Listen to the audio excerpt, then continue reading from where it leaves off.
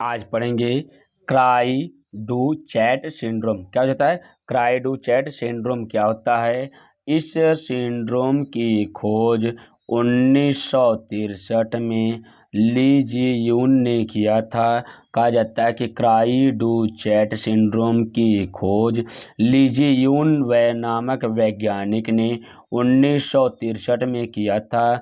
इससे प्रभावित बच्चों में रोने की आवाज़, कहा जाता है कि जो क्राई डू चैट सिंड्रोम होता है, ये प्रभावित किसको कहा जाता है? हमारा बच्चों को कहा जाता है। तो ये बच्चों में रोने की आवाज़ इसमें कैसे प्रतीत होती है? हमारा बिल्ली की तरह होती है तथा रोग गुणसूत्र संख्या 5 की छोटी, मतलब क्या, 5 की छोटी भुजा के विलोपन के कारण कहा जाता है कि इस रोग से ग्रसित बच्चे की आवाज़ बिल्ली की तरह हो जाती है तथा इस रोग के कारण जो गुणसूत्रों की संख्या हो जाती है, ये 5 की छोटी भुजा के विलोपन के कारण, मतलब क्या, 5, ये जो गुणसूत्र संख्या 5 होती है उसमें विलोपन, मतलब क्या,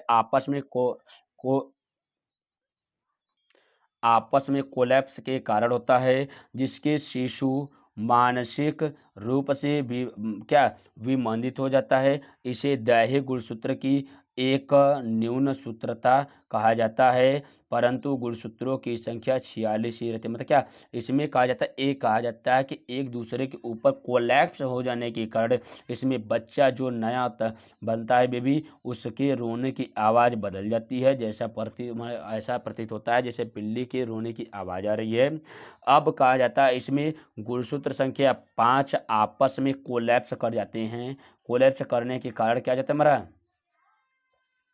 कोलैप्स करने के कारण इसमें गुणसूत्रों की संख्या कैसे हो जाता है हमारा 46 ही रहती है। उसमें गुणसूत्रों में किसी प्रकार का फर्क नहीं पड़ता है।